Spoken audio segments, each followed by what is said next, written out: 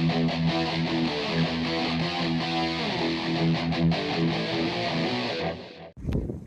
guys, Roman Reaper here.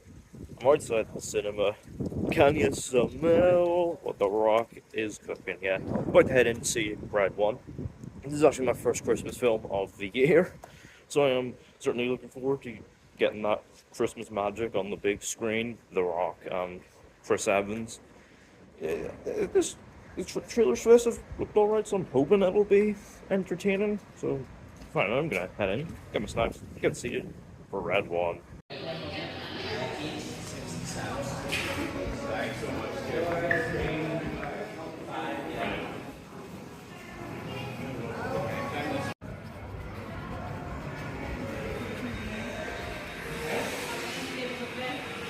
So yeah, I've got my popcorn here and a red frozen Fanta, Santa Claus colours, ready to watch The Rock and Chris Evans save Christmas.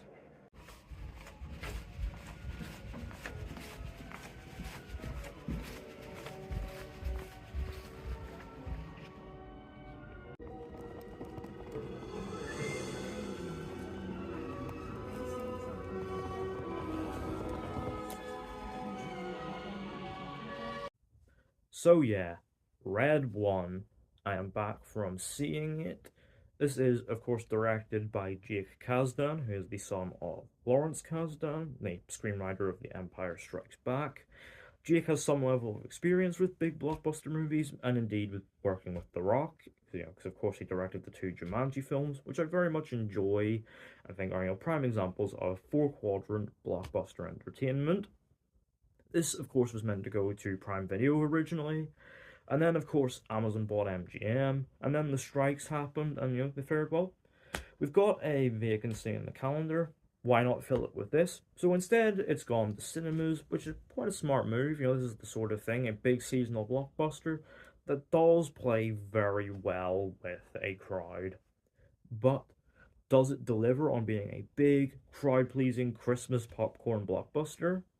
Let's find out. So the film follows Callum Drift, who works at the North Pole as the personal bodyguard to Santa Claus, aka Red One, and he is always by old Saint Nick's side, whether it be his daily workouts or the annual visits to shopping centres around the world. However, Cal's been having doubts about his job and is about to hand in his retirement notice when suddenly Nick is kidnapped. Soon enough, legendary tracker Jack O'Malley is brought in, and his handiwork is what got Nick kidnapped in the first place, so he is reluctantly forced to team up with Cal in a race against time to find and stop the kidnappers and bring Nick back to the North Pole, or risk there not being a Christmas.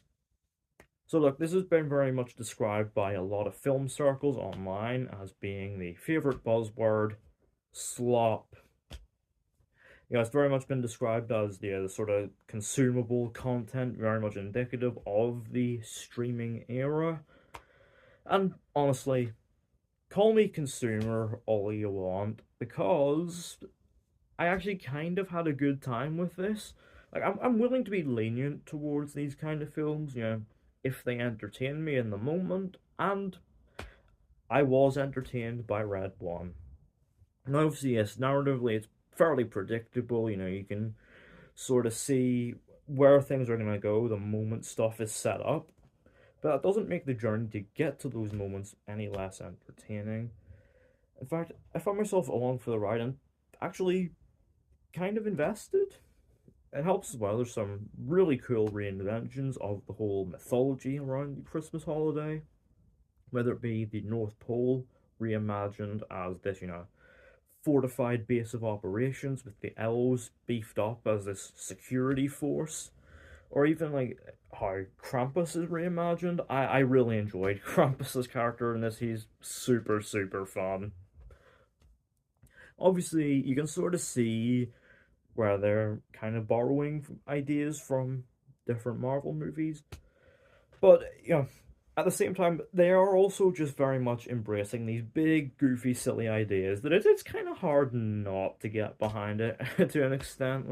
Like I was feeling the vibes.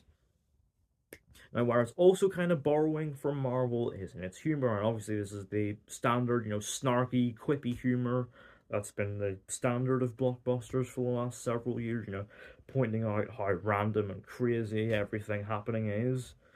And at times, yeah, it does very much lean towards, being snark in the place of an actual joke. But there are plenty of moments here that actually did get some chuckles out of me, including a cut off bit of swearing, which, if you know, you know. There's also some very, big, entertaining action set pieces, whether it be a fight on a beach with some snowmen, or even a game of Krampus slap in Krampus's dungeon. Like, this is obviously where all the money has gone. And yeah, these big money moments are super entertaining.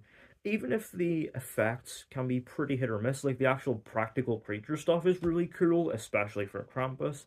But the CGI, yeah, is definitely pretty hit or miss. I thought the effects for the various creatures working in the North Pole looked good. Notably Garcia, the polar bear, he's gonna be a big star, mark my words. But the snowman and stuff do look kind of ropey. And there are also some moments of very obvious green screen. So you do sort of question where the $250 million budget has gone. But you can also, at the same time, sort of see where some of that money has gone. And obviously, yes, it's got a big ensemble of characters, led by The Rock as Callum Drift. He's very much playing The Rock as you'd expect, and he's a likable enough screen presence that that does sort of counteract his lack of range. He's partnered up with Chris Evans as Jack O'Malley, and I thought Evans did do a good job. He actually gets his fair share of funny moments and lines, and he does play these sort of dickhead characters very well.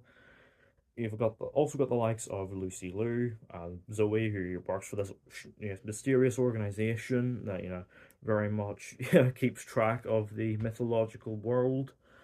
And you also got Bonnie Hunt as Mrs. Claus. These two are you can definitely tell they're doing the job. They're fine. They're getting the job done. They're getting the paycheck. Kiernan Shipka as Grilla, the Christmas witch, the big villain of the film, is sort of the film's big miscast.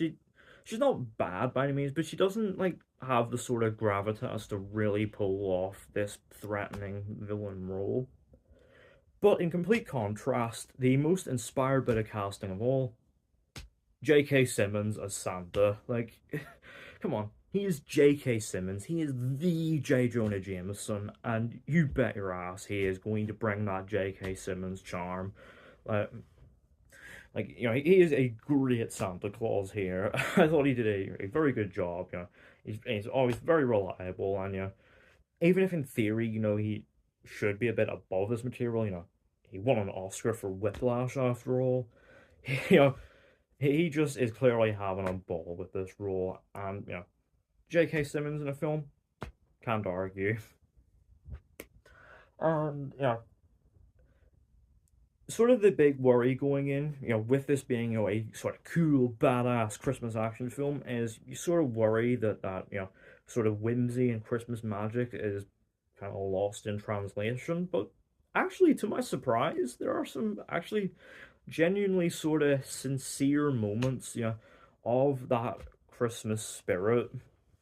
And by the end, it actually kind of left me with a smile on my face.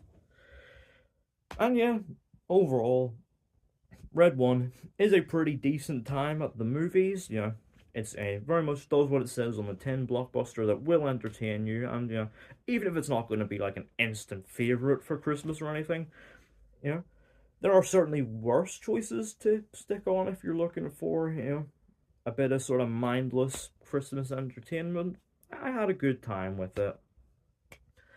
Overall, out of 10, Red One gets a 6.5.